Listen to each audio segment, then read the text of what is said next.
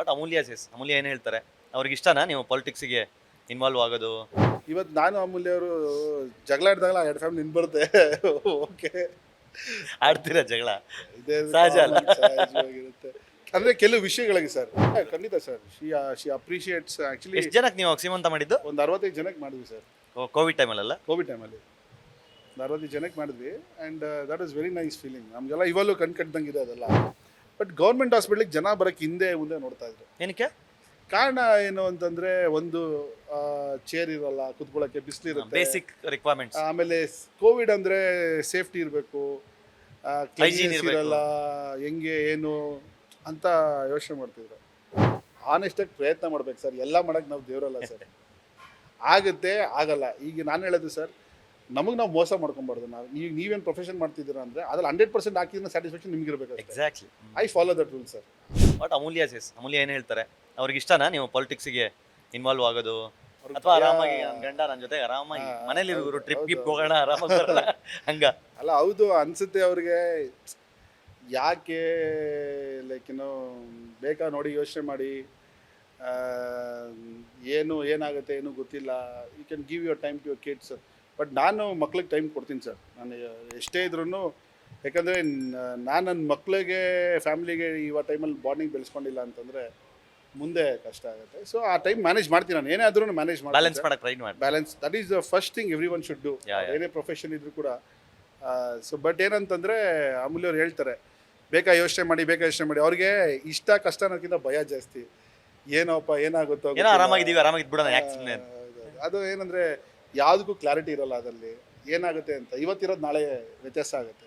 But ನೀವು ಸೀಮಂತ ಮಾಡಿದಾಗೆಲ್ಲ ಪಾಪ ಅವರು ಜೊತೆಲಿದ್ರು, ನಿಮ್ಮ ಅಪ್ಪ ಜೊತೆ. ಖಂಡಿತ ಸರ್, ಶಿ ಅಪ್ರಿಷಿಯೇಟ್ಸ್ ಆ್ಯಕ್ಚುಲಿ. ಎಷ್ಟು ಜನಕ್ಕೆ ನೀವು ಸೀಮಂತ ಮಾಡಿದ್ದು? ಒಂದು 65 ಜನಕ್ಕೆ ಮಾಡಿದ್ವಿ ಸರ್, ಕೋವಿಡ್ ಟೈಮಲ್ಲ? ಕೋವಿಡ್ ಟೈಮಲ್ಲಿ 65 ಜನಕ್ಕೆ ಮಾಡಿದ್ವಿ. And that is very nice feeling. ನಮಗೆಲ್ಲ ಇವಾಗಲೂ ಕಟ್ದಂಗೆ ಇದೆ ಅದೆಲ್ಲ. ನೈಸ್. ಅದೆಲ್ಲ ಮಾಡಿದ್ರೆ ಆ ಸ್ಯಾಟಿಸ್ಫ್ಯಾಕ್ಷನ್ ಇದೆಯಲ್ಲ ಸರ್, ಆ ಸ್ಯಾಟಿಸ್ಫ್ಯಾಕ್ಷನ್ ನಿಮಗೆ ಪ್ರೈಸ್ಲೆಸ್. ಜಗದೀಶ್ ಅವರು ಇವಾಗ ಪರಿಚಯ, ಇವಾಗ ಏರಿಯಾದಲ್ಲಿ ಪರಿಚಯ, ರಾಜ್ಯದಲ್ಲೂ ಸಾಕಷ್ಟು ಜನಕ್ಕೆ ಪರಿಚಯ.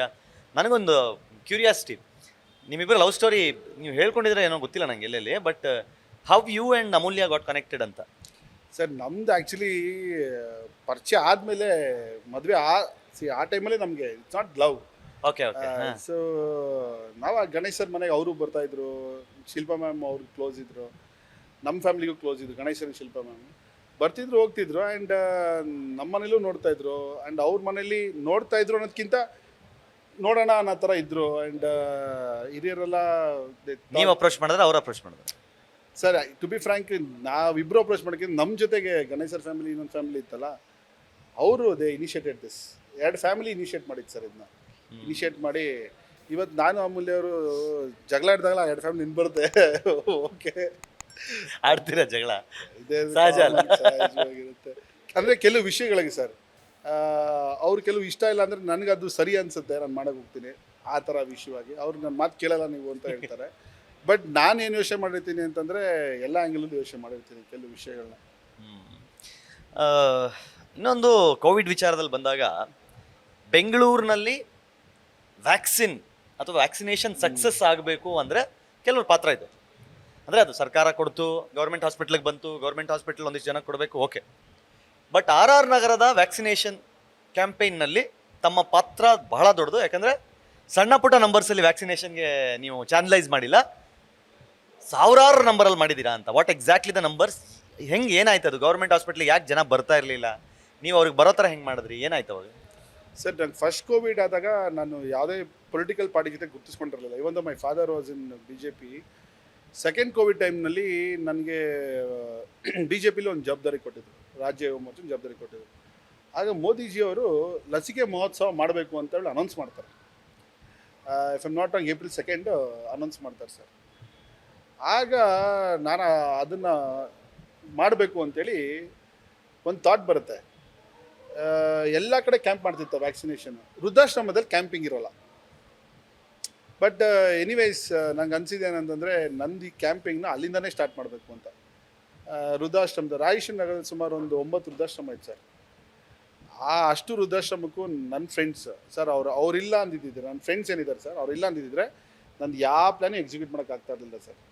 ಯಾಕಂದರೆ ನಮ್ಮ ಟೀಮ್ ಇಲ್ಲ ಅಂದರೆ ಎಕ್ಸಿಕ್ಯೂಟ್ ಮಾಡೋಕ್ಕಾಗಲ್ಲ. ಇವತ್ತು ನಾವು ನೀವು ಮಾತಾಡ್ತಾ ಇದೀವಿ ಅಂತಂದ್ರೆ ಒಂದು ಟೀಮ್ ಇರೋದನ್ನೇ ಅದನ್ನ ಜನ ನೋಡೋಕೆ Exactly. ಇಲ್ಲ ಅಂದರೆ ಸೊ ಬ್ಯಾಕ್ ಎಂಡಲ್ಲಿ ಅಷ್ಟು ಜನ ನನಗೆ ಸಾಥ್ ಕೊಟ್ಟು ಸರ್ ಆ ಟೈಮಲ್ಲಿ. ಸೊ ವೃದ್ಧಾಶ್ರಮಕ್ಕೆ ನಾವು ಹೋದಾಗ ಒಂದಷ್ಟು 3-4 ಆಟೋ ಮಾಡಿ ಕರ್ಕೊಂಬಂದು ವ್ಯಾಕ್ಸಿನೇಷನ್ ಹಾಕ್ಸಿದ್ವಿ. ಬಟ್ ಗೌರ್ಮೆಂಟ್ ಹಾಸ್ಪಿಟ್ಲಿಗೆ ಜನ ಬರೋಕ್ಕೆ ಹಿಂದೆ ಮುಂದೆ ನೋಡ್ತಾ ಇದ್ರು. ಏನಕ್ಕೆ? ಕಾರಣ ಏನು ಅಂತಂದರೆ ಒಂದು ಚೇರ್ ಇರಲ್ಲ, ಕುತ್ಕೊಳ್ಳೋಕ್ಕೆ ಬಿಸಿಲಿರುತ್ತೆ, ಬೇಸಿಕ್ ರಿಕ್ವೈರ್ಮೆಂಟ್ಸ್. ಆಮೇಲೆ ಕೋವಿಡ್ ಅಂದರೆ ಸೇಫ್ಟಿ ಇರಬೇಕು, Hygiene ಇರ್ಬೇಕು. ಇರಲ್ಲ, ಹೆಂಗೆ ಏನು ಅಂತ ಯೋಚನೆ ಮಾಡ್ತಿದ್ರು. ವ್ಯಾಕ್ಸಿನೇಷನ್ ಏನು ಗೌರ್ಮೆಂಟ್ ಹಾಸ್ಪಿಟಲ್ ಬರ್ತಿದ್ದು ಯೂಸ್ ಆಗ್ತಾ ಇರಲಿಲ್ಲ ಸರ್. ಆಮೇಲೆ ನಾನು ಖುದ್ದಾಗಿ ಎಲ್ಲ ಅಪಾರ್ಟ್ಮೆಂಟ್ ಅಸೋಸಿಯೇಷನ್ ಫೋನ್ ಮಾಡಿದ್ದೀನಿ ಸರ್, ನನಗೆ ಗೊತ್ತಿರೋ ಅಪಾರ್ಟ್ಮೆಂಟ್ಗಳೆಲ್ಲ. ಸರ್ ವ್ಯಾಕ್ಸಿನೇಷನ್ ಕ್ಯಾಂಪ್ ಮಾಡ್ತಾಯಿದ್ದೀವಿ, ವ್ಯಾಕ್ಸಿನೇಷನ್ ಹಾಕ್ಸ್ಕೊತೀರಾ ಅಂತ. ಪಾಪ ಅವ್ರಿಗೆ ಇಲ್ಲ ಅನ್ನೋಕ್ಕಾಗಲ್ಲ ಸರ್. ಈ ವೀಕೆಂಡ್ ಫಿಕ್ಸ್ ಮಾಡ್ತೀನಿ ಸರ್, ನೆಕ್ಸ್ಟ್ ವೀಕೆಂಡ್ ಫಿಕ್ಸ್ ಮಾಡ್ತೀನಿ ಸರ್ ಅಂತ ಒಂದು 2-3 ವೀಕೆಂಡ್ ತಳೆದ್ರು ಸರ್. ನಾನು ಅಷ್ಟರಲ್ಲಿ ವೃದ್ಧಾಶ್ರಮ ಎಲ್ಲ ಸ್ಟಾರ್ಟ್ ಮಾಡಿದ್ದೆ. ವೃದ್ಧಾಶ್ರಮ ಮಾಡಿದೆ, ಮತ್ತು ಲೇಬರರ್ಸ್, ಮತ್ತು ಬೀದಿ ವ್ಯಾಪಾರಿಗಳು, ಇದೆಲ್ಲ ಸ್ಟಾರ್ಟ್ ಮಾಡಿಬಿಟ್ಟಿದ್ದೆ ಸರ್ ನಾನು. ಎಲ್ಲ ಸ್ಟಾರ್ಟ್ ಮಾಡಿ ವ್ಯಾಕ್ಸಿನೇಷನ್ ಸ್ಟಾರ್ಟ್ ಮಾಡಿ ಆಮೇಲೆ ನಮ್ಮ ರಾಯೇಶ್ವರಿ ನಗರ ಜನರು ಇಲ್ಲಿ ಬಂಗಾರಪ್ಪ ನಗರ ಹಾಸ್ಪಿಟ್ಲ್ ಇದೆ, ಹಾಸ್ಪಿಟ್ಲಲ್ಲಿ ವ್ಯಾಕ್ಸಿನೇಷನ್ ಇದೆ, ಬಟ್ ಬರೋಕ್ಕೆ ಹಿಂದೆ ಮುಂದೆ ನೋಡ್ತಾಯಿದ್ದು ಗೌರ್ಮೆಂಟ್ ಹಾಸ್ಪಿಟ್ಲ್ ಅಂತ. ಪ್ರೈವೇಟ್ ಹಾಸ್ಪಿಟ್ಲಿಗೆ ಹೋಗಿ 1000 ರೂಪಾಯಿ ಕೊಟ್ಟು ಹಾಕ್ಸ್ಕೊತಾ ಇದ್ದೆ. ನಾನು ಅವಾಗ ಏನು ಮಾಡಿದೆ, ನಮ್ಮ ಕ್ಯಾಂಪಿಂಗ್ ಮಾಡಿದ್ವಿ, ಅಲ್ಲೇ ಪೆಂಡಾಲ್ ಹಾಕ್ಸಿದ್ವಿ, ನೀರು ಬಾಟ್ಲು ಕೊಡೋದಿರ್ಬೋದು. ನಮ್ಮ team volunteer team, government staff ಅವ್ರು ಬರೀ ಇಂಜೆಕ್ಷನ್ ಕೊಡೋದು ಅಷ್ಟೇ ಸರ್, ವ್ಯಾಕ್ಸಿನೇಷನ್ ಕೊಡೋದು ಅಷ್ಟೇ. ಇನ್ನು ಮಿಕ್ಕಿದೆಲ್ಲ ನಮ್ಮ ಟೀಮೇ ಪಾಪ ಮಾಡ್ತಾಯಿದ್ರು. ಅಂದರೆ ಸ್ನ್ಯಾಕ್, ಶುಗರ್ ಪೇಷಂಟ್ಸ್ ಇರ್ತಾರೆ, ಅವ್ರಿಗೆ ಬಿಸ್ಕೆಟ್ಸು, ವಯಸ್ಸಾದವ್ರಿಗೆ, ಆಮೇಲೆ ಬಾಳೆಹಣ್ಣು, ಈ ಥರ ಎಲ್ಲ ಏನು ಮಾಡಿಬಿಟ್ವಿ, ಈ ಪ್ರೈವೇಟ್ ಹಾಸ್ಪಿಟ್ಲಿಗಿಂತ ಚೆನ್ನಾಗಿ ಮಾಡಿಬಿಟ್ವಿ.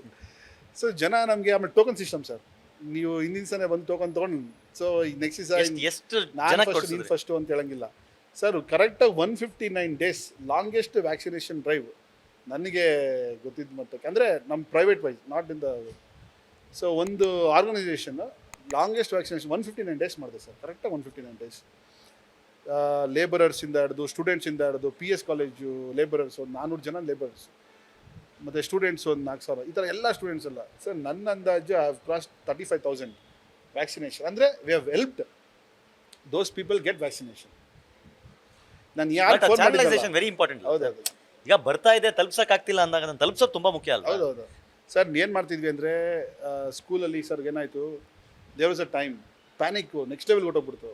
ಬಿಕಾಸ್ ವ್ಯಾಕ್ಸಿನೇಷನ್ನು ಟೈಮಲ್ಲಿ ನಾನು ಫೋನ್ ಮಾಡ್ತಿದ್ನಲ್ಲ ಸರ್ ಅಪಾರ್ಟ್ಮೆಂಟ್ ಅವ್ರಿಗೆಲ್ಲ, ಅವರು ಸರ್ ನೆಕ್ಸ್ಟ್ ವೀಕ್ ಕೊನೆಗೆ ಒಂದು ಪ್ಯಾನಿಕ್ ಸ್ಪೈಕ್ ಆಗಿಬಿಡ್ತು ನಿಮ್ಗೆ. ಇಫ್ ಯು ನೋ, ಕರೆಕ್ಟ್, ಸಡನ್ನಾಗಿ ಸ್ಪೈಕ್ ಆಗಿಬಿಡ್ತು, ಜೊತೆಗಿರೋರೆಲ್ಲ ಸಾಯಸ್ಟರ್ ಆಗ್ಬಿಟ್ರು.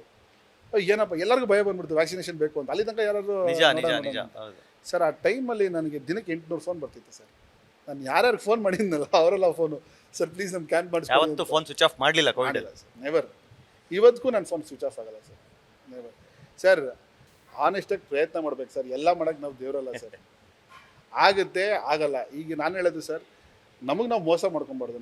ನೀವೇನು ಪ್ರೊಫೆಷನ್ ಮಾಡ್ತಿದ್ದೀರಾ ಅಂದರೆ ಅದ್ರಲ್ಲಿ 100% ಹಾಕಿದ್ರೆ ಸ್ಯಾಟಿಸ್ಫ್ಯಾಕ್ಷನ್ ನಿಮ್ಗೆ ಇರಬೇಕು. Exactly, I follow that rule sir. ಕೆಲವು ಆಗುತ್ತೆ, ಕೆಲವು ಆಗಲ್ಲ ಸರ್. ಕೆಲವರು ಅರ್ಥ ಮಾಡ್ಕೊತಾರೆ, ಕೆಲವರು ಮಾಡಲಿಲ್ಲ ಅಂತ ಹೇಳ್ತಾರೆ. ಬಟ್ ಅದನ್ನ ನಾನು ಪರ್ಸನಲಾಗಿ ತೊಗೊಳೋದಿಲ್ಲ ಸರ್. Speed Plus Karnataka.